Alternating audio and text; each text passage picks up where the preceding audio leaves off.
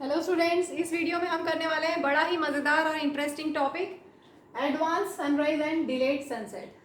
हमें सन एक्चुअल जितना दिखना चाहिए उसे 2 मिनट पहले से दिखने लग जाता है और सनसेट के बाद 2 मिनट तक और हमें ज़्यादा दिखता है। मतलब हम टोटल 4 मिनट्स ज़्यादा सन को देख पाते हैं। That is all due to atmospheric refraction. अगर रिफ्रैक्शन नहीं होता, एटमॉस्फेरिक रिफ्रैक्शन नहीं होता, तो हमें जितना टाइम है उतना ही दिखता। लेकिन अभी हमें 2 मिनट ज़्यादा पहले सनराइज के टाइम और सनसेट के टाइम भी हमें 2 मिनट ज़्यादा दिखेगा। तो चलिए हम उसी को समझते हैं। तो उससे पहले थोड़ा सा रिफ्रैक्शन कैसे होता है थोड़ा सा बता देती हूँ।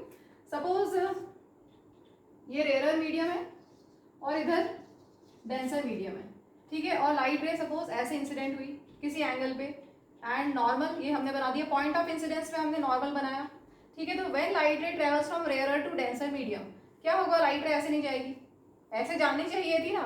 अगर सेम मीडियम होता, ऑप्टिकल वेरिएशन नहीं होता, डेंसर एरर नहीं होता, एक जैसा मीडियम होता, तो क्या होता?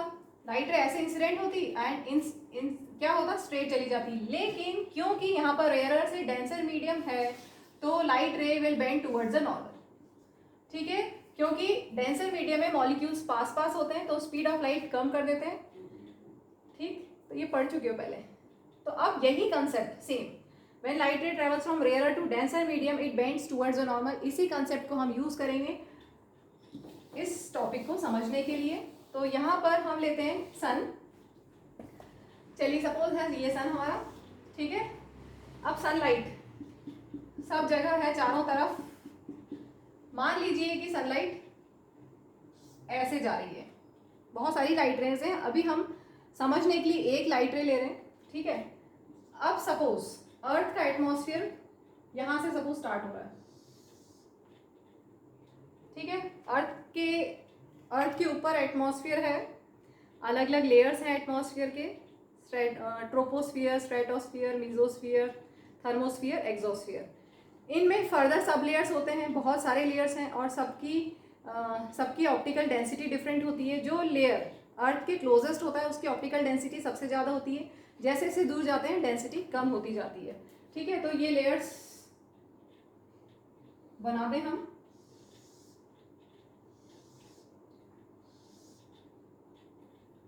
सपोज इधर अर्थ है, ये सन, ठीक है।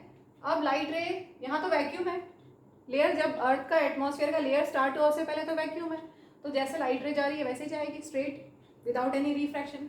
जैसे ही लाइट रे यहाँ पर एंटर हुई, जहाँ से लेयर स्टार्ट हुआ, एटमॉस्फेरिक लेयर जहाँ से स्टार्ट हुआ, जैसे ही वहाँ पर लाइट रे एंटर होगी तो अब क्या होगा? हमें ये पता है कि ये सबसे ज़्यादा डेंसर है, इधर वाला मीडियम सबसे ज़्यादा डेंसर है। धीरे धीरे डेंसिटी कम होती जा रही है, ऑप्टिकल डेंसिटी कम होती जा रही है। मीन्स इधर एरर है और इधर डेंसर मीडियम है। और when light ray travels from rare to denser medium क्या होता है? It bends towards the normal. अब इस कर्व सरफेस का अगर हम नॉर्मल बनाए कुछ ऐसा, ठीक है, कुछ ऐसा नॉर्मल बनेगा, तो लाइट रे ऐसी जानी चाहिए थी स्ट्रेट। ध्यान से देखिए, स्ट्रेट जानी चाहिए थी, लेकिन क्या हो जाएगा? बेंडिंग हो जाएगी टुवर्ड्स द नॉर्मल, ठीक। क्लियर, समझ में आया? ये नॉर्मल हमने बनाया, लाइट रे ऐसे स्ट्रेट जानी चाहिए थी लेकिन स्ट्रेट ना जाके टुवर्ड्स द नॉर्मल बेंड हो जाएगी। अब इसके बाद फिर से लेयर, बहुत सारी लेयर्स हैं, सब लेयर्स भी हैं, 5 मेजर लेयर्स या 7 मेजर लेयर्स बोलते हैं। उसके बाद सब लेयर्स भी हैं, सब में वेरिएशन है, टेम्परेचर वेरिएशन, डेंसिटी वेरिएशन। तो उसकी वजह से रिफ्रैक्शन होता रहेगा और रेयर से डेंसर मीडियम में जाते रहेंगे हम, ठीक है। डेंसिटी इंक्रीज होती रहेगी, ऑप्टिकल डेंसिटी इंक्रीज होती जाएगी, तो बेंडिंग टुवर्ड्स द नॉर्मल होती जाएगी, ठीक है। इसके बाद फिर से यहाँ पर नॉर्मल अगर आप बनाते हैं तो बेंडिंग सपोज ऐसे हुई, फिर ऐसे हुई, ऐसे हुई, और सपोज आप यहाँ देख रहे हैं, ये आपकी आइज, सपोज ऑब्जर्वर यहाँ है, ठीक है, दिख रहा है ना, ऑब्जर्वर यहाँ है, तो क्या हुआ? लाइट रे ऐसे यहाँ तक तो स्ट्रेट गई थी, इसके बाद बेंडिंग हो गई लाइट रे की। अब आप कैसे देखेंगे?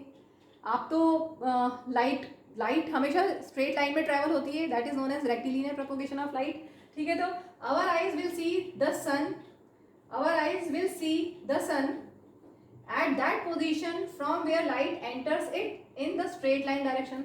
तो यहाँ पर ध्यान से देखिए, ये स्ट्रेट लाइन, यहाँ पर लाइट यहाँ से एंटर हुई है तो यहाँ से आप स्ट्रेट लाइन में देखोगे, दिख रहा है? यहाँ पर ये लाइट रे ऐसे एंटर हुई है तो आप स्ट्रेट लाइन में देखोगे. Our eye will see the sun at that position from where the light enters in it in straight line direction.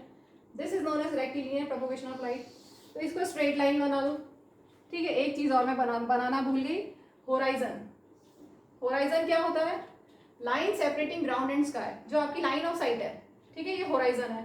तो आपको क्या दिखाई देगा? सन थोड़ा सा आपको स्लाइटली ऊपर दिखाई देगा. जो एक्चुअल पोजीशन थी उससे यहीं पे ले लेते हैं, यहीं पे ऊपर. ठीक है. तो आपको जब आप यहां से देखोगे तो आपको लगेगा कि सन ऊपर है. Clear? So when the sun is slightly below the horizon, ये होराइजन क्या है? Line separating ground and sky. तो जब सन नीचे है then the sun's light coming from less dense air to more dense air.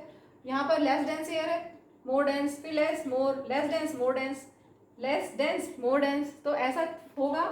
ठीक है. तो when sun's light coming from less dense air to more dense air is refracted downwards as it passes through the atmosphere.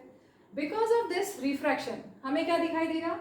Slightly raised. सन की position slightly raise दिखाई देगी और इसी वजह से हमें सनराइज नहीं हुआ उससे 2 मिनट पहले से हमें सन दिखाई देने लग जाता है. और सेम यही रीज़न सनसेट के टाइम भी होगा. सनसेट हो गया उसके बाद 2 मिनट तक हमें और दिखाई देगा वो. ठीक? Clear? Okay, thank you, bye.